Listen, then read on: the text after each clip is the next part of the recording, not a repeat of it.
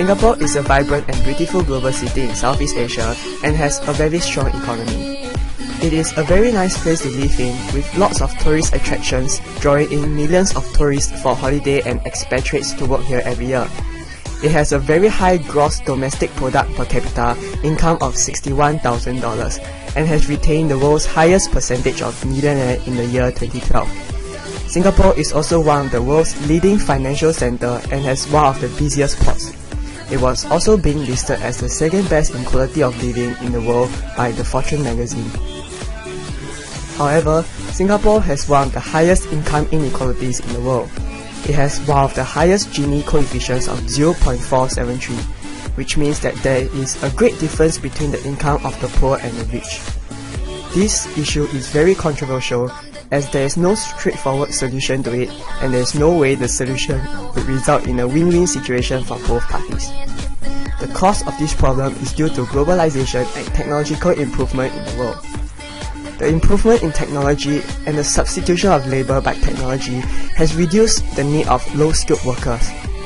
This has enabled the skilled workers to be in demand, thus increasing their income. The influx of foreign workers has worsened the issue of income inequality in Singapore, as there is a greater competition of jobs, thus resulting in lower paid workers. Incomes of the rich have also been increasing very sharply, and those who are rich will continue to do very well, while the income of those with a low income will rise very slowly, almost remaining stagnant.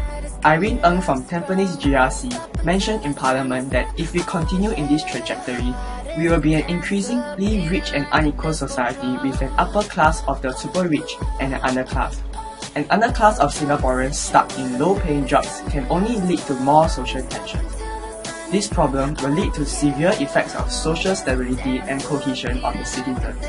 And this definitely concerns the people of Singapore, especially those who are poor and have a low income, as they are the greatest victims of this issue. As Singaporeans, we must make sure that effective policies and actions are taken to ensure that the income gap does not increase any further. Let us view some Singaporeans' perspective and concerns of this issue. Do you think that income inequality is a very serious problem all over the world? I'm not sure actually. You're not sure about it? No, I am not. Then do you think that anything can be done to improve the situation? No, but then we actually can talk a little bit about Singapore, but the situation in Singapore is quite good, I think, compared to other areas, other countries. Okay. So you feel that the situation in Singapore is still counted okay compared to other countries like USA? Yeah, and if you see other countries, yeah, definitely. You see other countries in Asia and the region. So do you think that anything can be done to help improve it further? I mean, as long as the situation is stable here in Singapore, I think it will continue to be quite okay. Because that means that money is still coming into the country here. Okay. But it's difficult questions for me Okay. when I'm not here. What's your occupation in Sweden? I'm a service manager. Okay.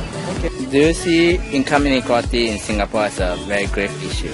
Income equality? Yeah, I think it is a big issue. There's the average income. I think what is it, $1,500 a month? But there's a lot of people who earn a lot more than that. It's quite expensive to live in Singapore. Do you think that the system of meritocracy in Singapore is fair? Because the intellectual people will get high-paying jobs while the rest will have low pay. That's hard to fix the system because that's how it is globally, but I think what Singapore is trying to do to address that is ensure that everyone has good access to education, and that's the starting point. If you could educate even the underprivileged, then I think that gives them a chance to get higher paid jobs in the future. What do you think the government can do to improve the situation? Once again, offering a very good education to underprivileged to help them break the cycle. I'm in finance. As can be seen, there are many perspectives of this issue, and some people may feel that it's not a very big problem, as they do not see the seriousness of it. Taxation in Singapore could be a possibility to solve the problem, but increasing the taxes will also lead to many other problems.